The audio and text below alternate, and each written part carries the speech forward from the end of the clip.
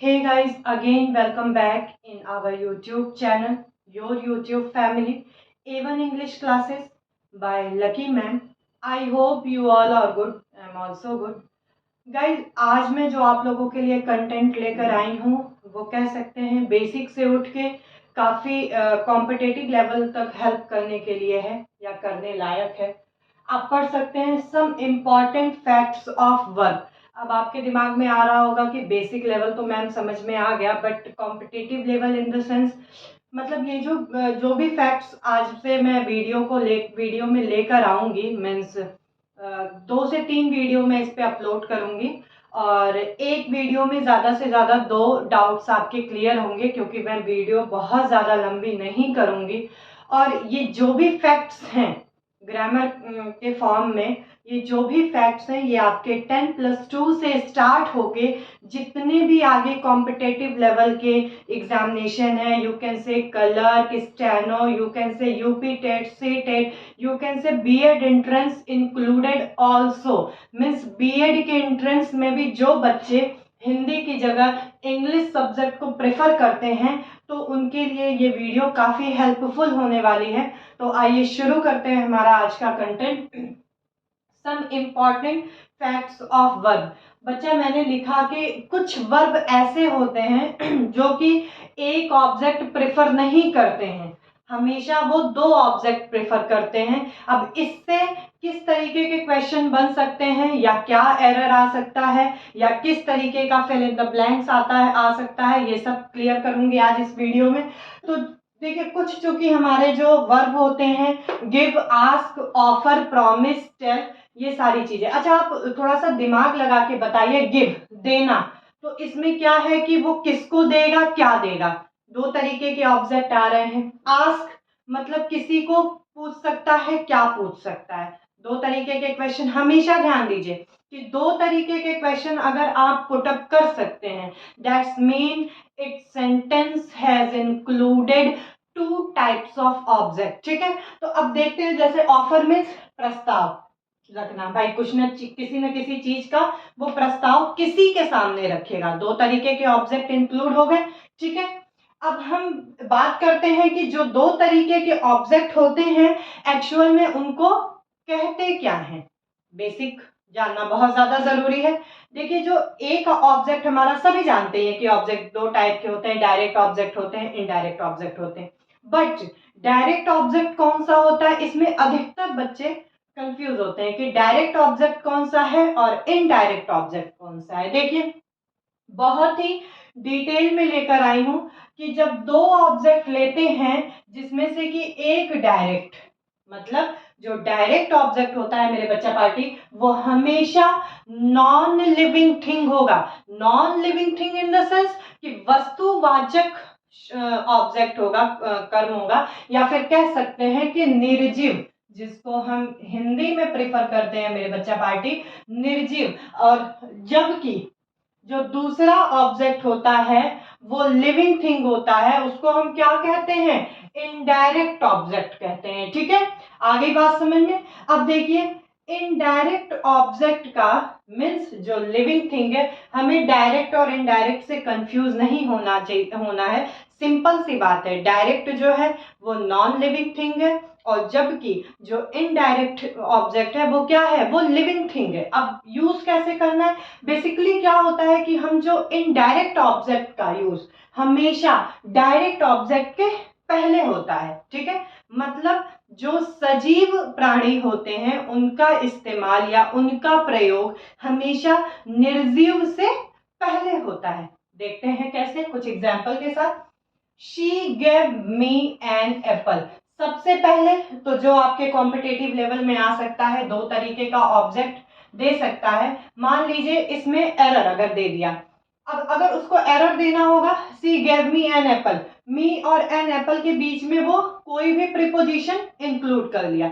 Basically जब indirect object means living thing अगर non living thing के पहले यूज हो रहा है, उसमें कोई भी प्रीपोजिशन की नीड नहीं है।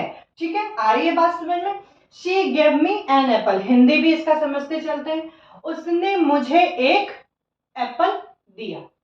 आई ऑफर्ड हिम सम मनी, मैंने उससे कुछ पैसे या कुछ रुपए या कुछ धन ऑफर किया। Will you make me a cup of T, क्या तुम मेरे लिए, ध्यान से समझिएगा, क्या तुम मेरे लिए एक कप चाय बना सकते हो। ये तो एग्जाम्पल हो गया कब, जब इनडायरेक्ट ऑब्जेक्ट पहले यूज होगा।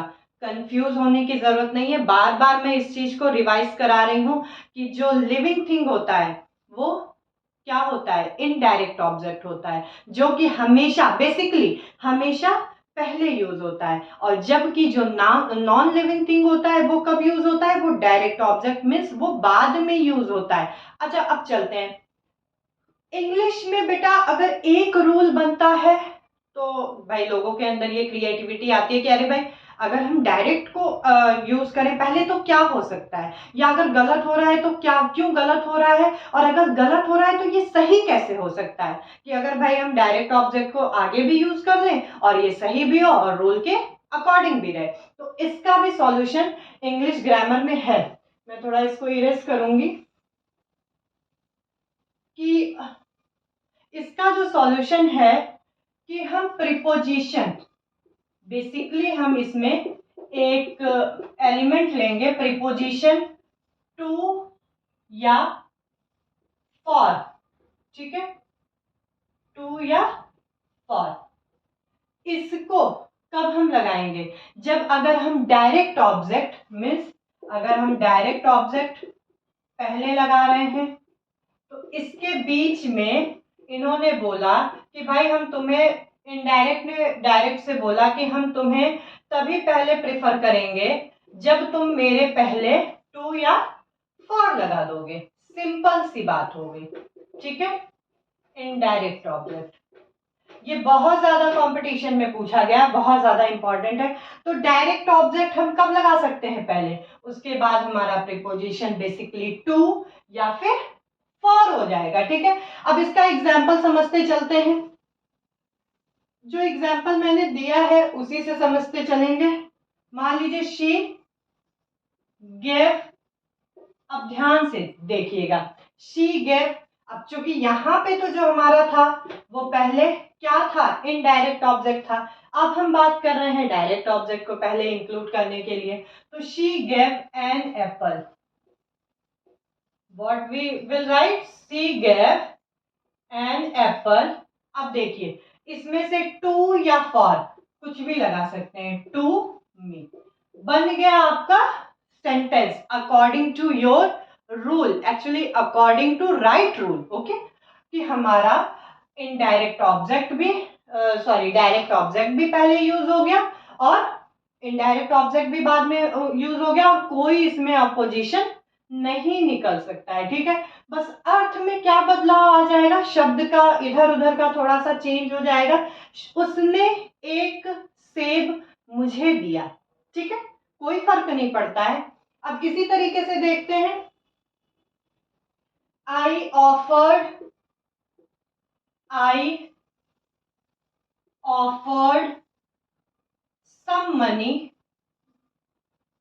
some money to him, okay.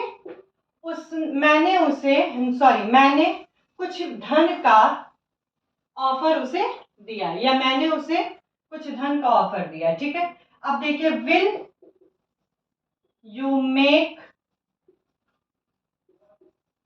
A cup of T for me, ठीक है। क्या तुम एक कप चाय मेरे लिए बनाओगे। क्या हुआ, बस क्या अंतर है कि जो हमारा डायरेक्ट ऑब्जेक्ट है वो पहले यूज हो गया और इनडायरेक्ट ऑब्जेक्ट बाद में यूज हो गया। तो इस तरीके के सेंटेंस काफी आते रहते हैं एग्जाम में, तो कंफ्यूज नहीं होना है, बल्कि चीजों को बेसिक से अच्छी तरीके से समझते हुए चलना है। रट्टाफिकेशन का जो भी हमारा रूल है उसे अवॉइड करना है, बल्कि जो समझने की एक अंडरस्टैंडिंग कैपेबिलिटी है उसे हमें स्ट्रॉन्ग करना है। जिससे कि चीज़ें हमें ज़्यादा दिनों तक याद रहे। तो इस तरीके के और भी ज़्यादा फैक्ट्स और डाउट्स को क्लियर करने के लिए मैं कंटेंट लेकर आऊँगी। आई होप ये सारे कंटेंट आप लोगों के लिए हेल्पफुल साबित होंगे, क्योंकि अब 15 जून को बीएड एंट्रेंस की डेट आ चुकी है 15 जून की। तो उसमें जो बच्चे भी इंग्लिश के तहत एग्ज़ाम देना चाह रहे हैं या हिंदी की जगह इंग्लिश प्रेफर कर रहे हैं, उनके लिए ये सारे वीडियो काफ़ी हेल्पफुल होंगे। तो वीडियो को लाइक कीजिए, शेयर कीजिए एंड सब्सक्राइब कीजिए। Thank you so much.